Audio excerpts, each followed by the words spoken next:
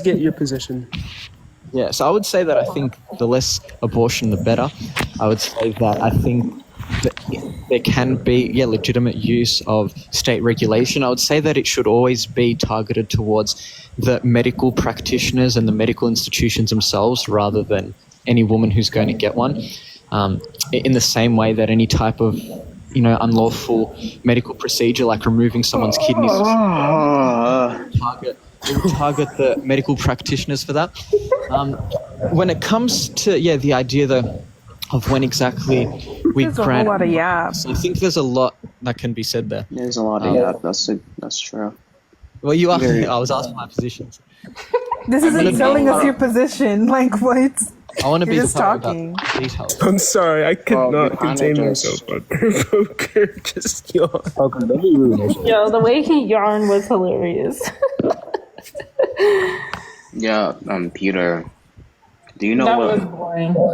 No, I mean I don't think that was actually more ad hoc, to be honest. Look, do you just have some reasons which would favor your conclusion being true? Specifically, an argument with premises that lead to the conclusion that you're defending. Do you know what that is, Peter? White Peter. Peter Exited the app. Yeah. I would say that, well, when it comes to, I think moral intuition is going to be the bedrock of any type of moral argument when it comes what's to... your conclusion? Yeah, my conclusion is that we should try to eliminate abortion as much as possible. We can... abortion is morally permissible. Wait, abortion is morally impermissible? Lame ass soundboard. No, I'm just playing. Okay, so abortion is morally impermissible. Okay. Now, what are going to be the premises which lead to this conclusion?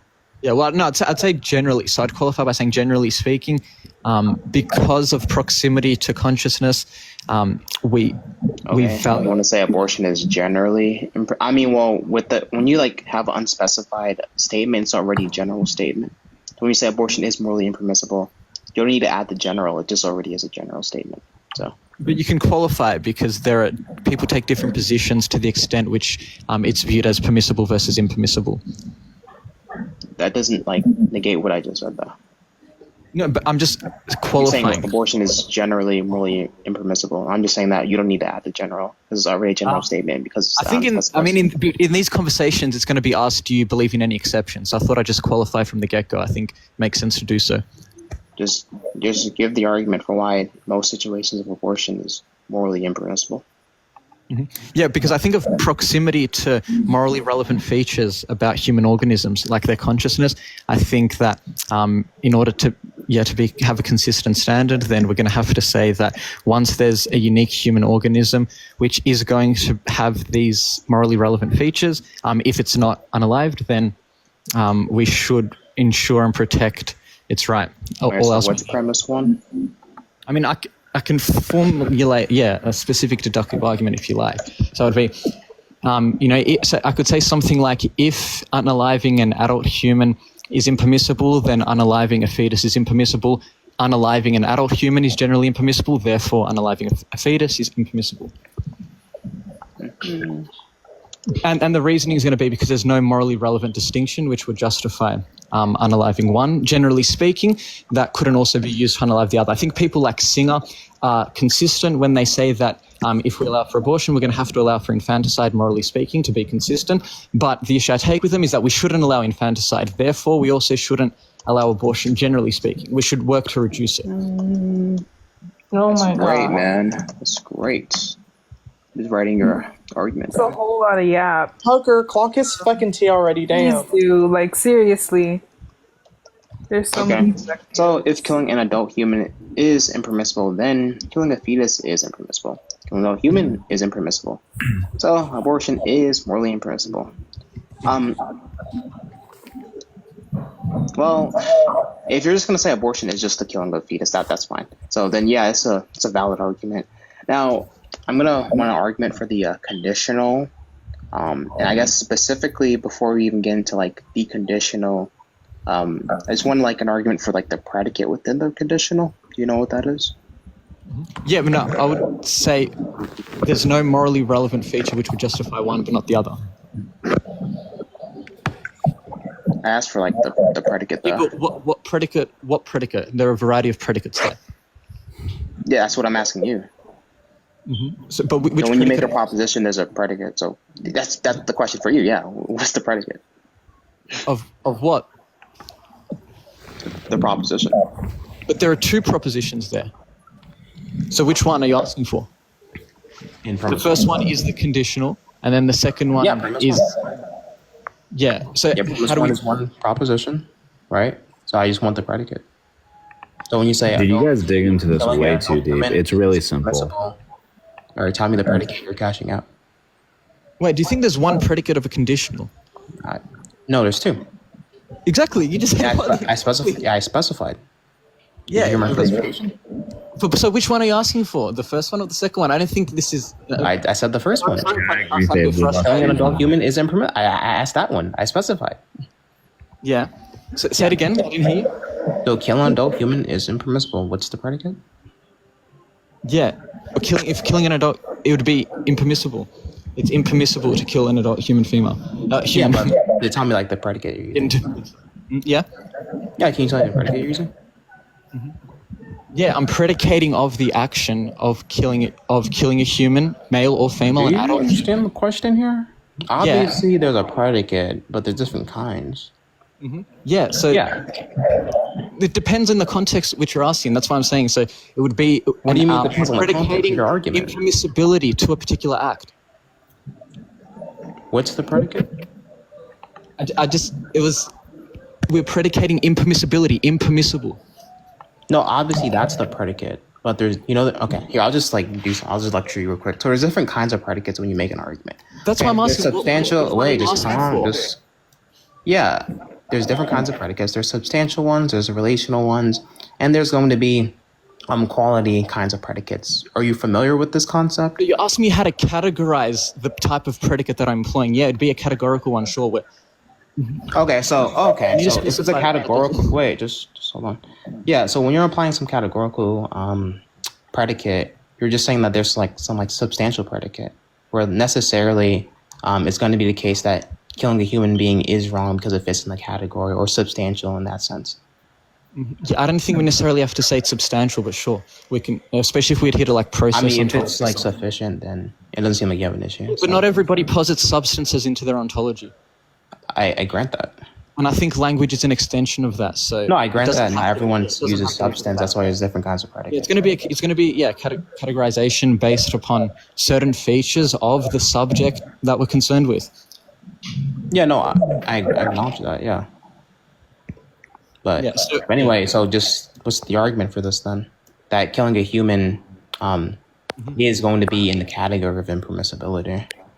Yeah, well, I would say that because there are certain morally relevant features, such as certain types of consciousness and cognitive functioning, the ability to have relationships, because these are morally relevant, I think it's just by virtue of moral intuition, these are worth preserving, these are worth having public and social norms that are dedicated to preserving and upholding the rights of anybody who falls into Okay, you said that there's morally relevant features like sentience. Why Yeah. does it say morally relevant feature? I would And say also, too, that just seems like another thing which would fit in the category. Wait. I'm sorry. Just to be clear, it's going to be the case that this is a morally relevant feature insofar as that it is a motivator to do not to do an action or to do an action. could be both. Okay, it could be both. Okay. Well, sometimes, for example, harm, right? That's going to be the kind of thing which is in favor of not doing an action. So I just wanted clarification. But, Yeah, but okay, why is this going to be the kind of thing which is morally significant? Yeah, well, it's only moral intuition. I think that it ultimately boils down to this. I just intuit in the same way that I intuit there's an external world, but I know that I'm speaking to people rather than hallucinating right now. I just have basic intuitions about how I ought to act, how other conscious seems to subjects be ought the to case. act. Pardon? It just seems to be the case. Yeah, ultimately. I can give arguments, but those Well, I arguments grant are that going it seems to be the case, but I just want some reasoning justifying it.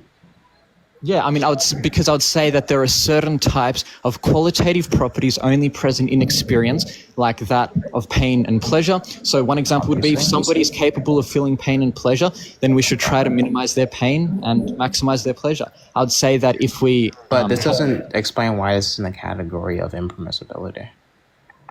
Yeah, it does, because it's impermissible. You're just describing what sentience is. But I'm making the normative claim following from that it's impermissible if we recognize certain morally relevant features of an individual. Yeah, but that's what's in question. Why it's a morally relevant feature. Morally impermissible to violate these. I would say the only way. Yeah, why? So would you agree that if we can acknowledge that these are morally relevant features, then we can arrive at the conclusion that they're worth preserving? I don't know why you're asking me questions. Because I've already explain answered. why this is in the category. Because we should be concerned with dividing what's morally permissible and what's morally impermissible. Yeah, what's in question is why this is the kind of thing that is morally significant. Yeah, I would say that certain types of conscious experience, we just intuit that they're morally significant. Like, that's great that this seems to be the case, but I want the argument for why this is the case. No, I don't have I can't argue for my intuitions. I don't think you can. Nobody can argue for their intuitions. Wait, no, I can. No, you're confused. I grant that you have the intuition, right? You don't need to argue for it. I just want an explanation or further elaboration on what makes these intuitions true. Right, for example, I can have an intuition that I'm holding an apple, right? But presumably, if I make the claim, well, you want some evidence. Okay, well, this is my intuition, but let's utilize some reasoning to verify this intuition being true. Okay, well, I can use input sensory, right, to just, use my retina to verify that this thing exists within my hand. I can feel it, things of that nature, right? Utilize some evidence or some form of reasoning. Okay, but that would also rely on further intuitions. I would say that we're justified in accepting certain intuitions unless we have overriding counter evidence. And I'd say unless I'm going to be presented with that, then I'm rationally justified and continue to hold my intuitions. Wait, okay, so you're saying that we should, just say it again? So, what did you say about intuition? So we're rationally justified in holding to certain intuitions unless we have overriding justification that we encounter. Why? I mean, I think that's just... Why are we justifying intuitions? Mm-hmm. Why is that rationally justified? And what do you mean by rationally justified? Yeah, well, I think that all beliefs are going to boil down to intuitions. Either have you heard of Wait, do you think that beliefs are intuitions, or do you think they're separate? No, you said belief boils down to intuition, which, by the way, if that's just going to be a necessary condition to have a belief, then you saying it's intuitive isn't informative at all, because what's in question is the belief. It could be the case that beliefs stem from intuitions, or they are types of intuitions. Yeah, when you're saying it's intuitive isn't informative whatsoever. Obviously, I grant that it's intuitive to you, but I want some evidence suggesting that this is true. No, right? I want evidence for the belief. Are you familiar with Agrippa's trilemma? Are you familiar with Agrippa's trilemma? The Agrippa trilemma? Agrippa's trilemma. In epistemology. Okay, so the trilemma is concerned with how our beliefs ground out and bottom out. So it's either going to be the case that they bottom out in a circle, they bottom out in an infinite regress, or they bottom out in axioms. I'm taking the position that they bottom out in axioms. These axioms are what we ascertain by virtue of intuition. They don't need further argumentation. Wait, when you say axiom, what do you take an axiom to be? It's a properly basic belief that doesn't require further justification. Give me 30 seconds, by the way. I'll still be listening, but I just need to do something. Yeah, it's fine. Well, axioms to me, and it probably isn't going to be very distinct from my definition, but I just take axioms to be kind of theorems, which is operate as a groundwork for a specific framework of beliefs. But some people take it that axioms are going to be one's framework, but I don't take that to be the case, but more so the groundworks would make up a framework. So they're just theorems for a given system. Mm-hmm. So would you agree, though, that it's a true trilemma to posit that our justification, that our beliefs are going to either ground out in fundamental axioms or in circularity or in an infinite regress? Is there another alternative that hasn't been considered? Well, when you say intuition is going to be let's just say some sort of axiom, you understand axioms are kinds of propositions. So you're saying what we have intuitions, is that the axiom that you're employing? I said it could either be the axiom itself or it could be the means by which we know the axiom. I don't think too much hinges on that. I could sway either way on that. Doesn't matter. I don't really see the point in positing an intuition as like an axiom. It just sounds like you're saying it's a foundational belief, which I can grant that. I mean, it can be like some like foundational belief that, or it could just be like trivially true that okay, we have intuitions, we have things that seem to be the case, or we have seemings. That's fine, but I don't see like the significance in saying that.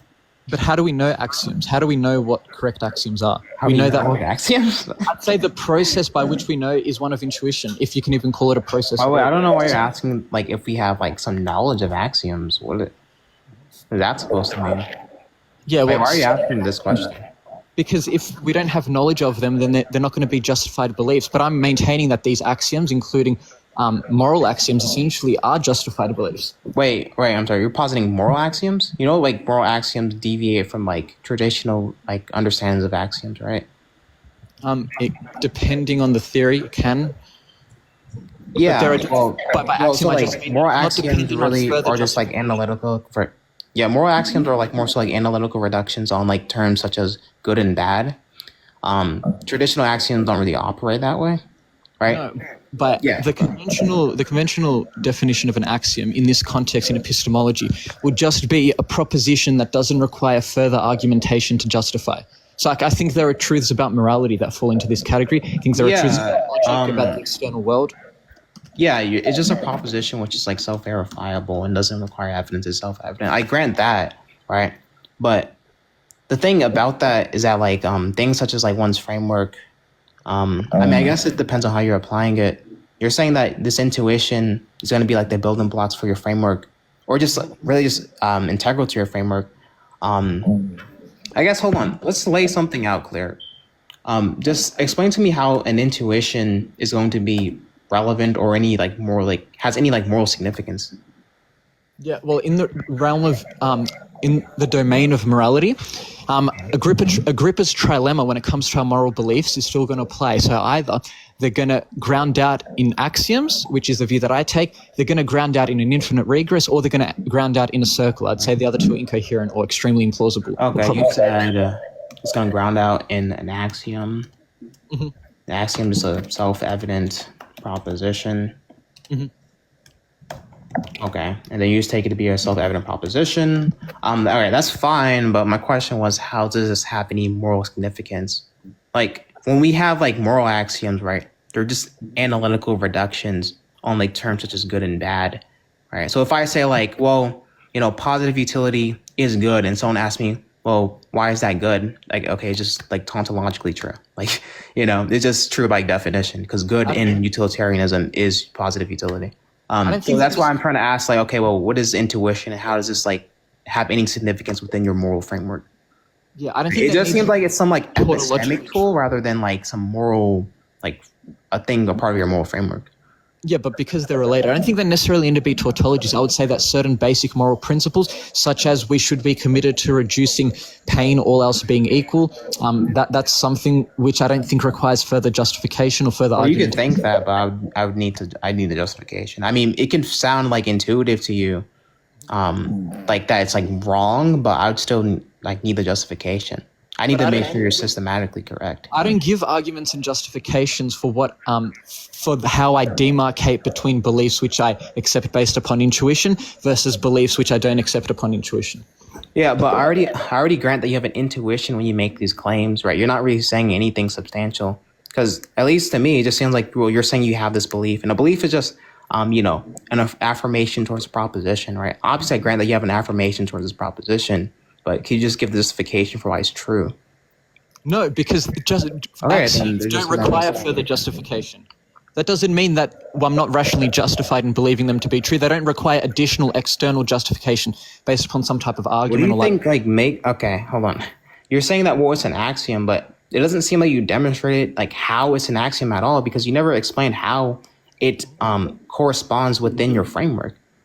You just said that intuitions are axioms, and that asks, okay, in what sense is it going to be axiom within your moral framework? And then you never gave any like explanation or any analytical reduction on the terms good or bad. Like when you have like a moral axiom, like I said, they're analytical reductions on these terms or these prescriptions, right? But you never said any way in how intuition relates to these things at all. No, but It seems like there's going to be some categorical error here because like it sounds like an intuition is just going to be the kind of thing which is related to your epistemological commitments, not really some moral commitment. But if you can accept that the moral proposition, which I mentioned earlier, is something which in my view is axiomatic, then it doesn't make sense to ask and require. But you gotta justify why it's axiomatic. Why do I have to justify an axiom? How can you justify? Okay, they're presupposing that. Why is it axiomatic? No, I intuitively just assent to it just by virtue of considering. I mean, I'd ask you, how do you justify the law of identity or if a particular deductive syllogism is valid? You can't. You just intuit it. So let's No, look it's not at intuitive. No, it's not that it's intuitive. No. The reason why they are self-evident is because they operate as theorems within a given system, right? To have said system, right, is going to be the case that they're founded on these specific like propositions. How do you argue for that for somebody to somebody disagrees with that? So I'll give an example. So let's take the syllogism. All men But are no, you mortal. need to but you need to explain why they're a foundation to the system. That's why I've been asking for analytical reduction, like, or an explanation for how it's related to your framework, right? You can't just be like, well, it's an axiom, right, and then not further explain. Like, I can explain why the laws of logic are axioms, right? Because they are going to be these theorems which operate as the groundworks for a given system. Explain to me how these are going to be the kind of things which operate as theorems for a given system. So, no, I explained why they're classified as axioms, and that's just because they don't require further justification. That's it. Yeah, but there's a reason why. Okay, you know, axioms are specific kinds of propositions. There isn't a reason. No, I don't agree that there's a reason. All right, this is just It's not. you're just saying, well, it just is an axiom. It's like you need to explain why. No, I didn't see why you need to explain why. It's just brute. That's just how it is. How would you explain why the law of identity is an axiom? I just explained. Oh my god, I just explained. No, and you couldn't that wouldn't convey the adequate type of information to somebody who's a dissenter who disagrees. You'd ultimately just point down to other intuitions. No, it wouldn't be other intuitions. Would be. You're just saying that it's an axiom. Like, okay, do you think that you could just say a proposition and just call it an axiom? Yes. What? Wait. So As long as it doesn't require further justification to accept it, and that's something which, is subject relative, sure, in a sense. That's but what. do you know why? But do you know why some propositions don't need further justification, why others don't? I'm sorry. Some propositions don't need further explanation, and why others do? Like, do you know? No, exactly. So you want a reason how we can, as to why we can demarcate. There's reasons. There's reasons which explain why some propositions are axioms and why others aren't. No, I don't explain that. Okay, then you're not justifying how it's an axiom then. What? But you don't need to justify how it's an axiom. Yes, you do. What? Nothing further than what I've already said, which is that it doesn't require further justification to accept it. You're just stating that. Okay, you're just begging the question. You're stating it's an axiom. That's what axiom is. Just it doesn't require further explanation. Great. Explain why it's an axiom. No, but you would agree. Now the question you're asking is what's a principle or criteria we can use to demarcate which propositions can genuinely be categorized as axioms and those which can't. And I don't provide an explanation. I don't think you need to. Okay, so you have no explanation for why it's an axiom, bro. Oh my. Yeah, nobody has an explanation for why any proposition is an axiom. It's just brute. That's just how it is. What? No, there are explanations. Dude, have you like read anything on like axioms within like logic? Obviously, I've read, well, you can propose one, but I don't think it's ultimately successful. It doesn't get you out of the same problem, which is going to be that it relies on intuitions and how do you determine which axioms. Oh, wait, an axiom isn't an intuition, bro. There's a very close link. Yeah, axioms are just what we accept by virtue of our intuition. We intellectually understand the proposition. They can be intuitive, but we don't just arbitrarily. But it's true.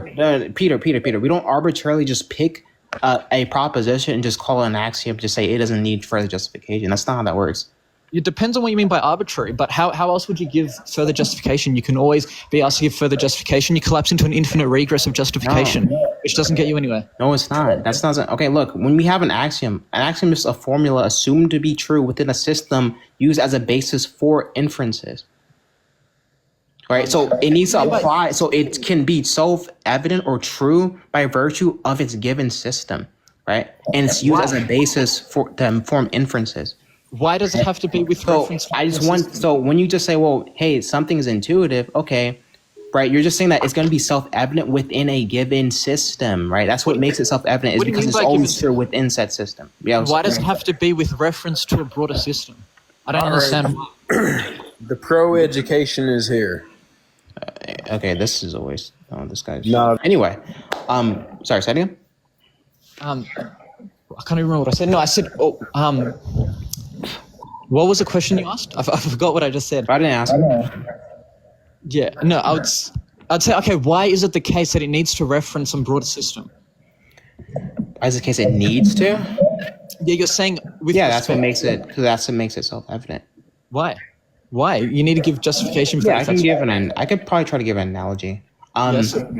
So if I say like, well, we have a system where we just make inferences, right? Where we utilize premises which lead to a conclusion. Okay. We can have certain theorem. You know what a theorem is, right? Mm-hmm. Oh yeah, assumed to be propositions, blah blah blah, things like that, right? Or just these like kind of descriptions, right? These theorems are just going to be the necessary conditions to even make the inferences in the first place, right? To make said inferences in the first place, right? We need the law of identity, law of non-excluded middle, and law of non-contradiction, right?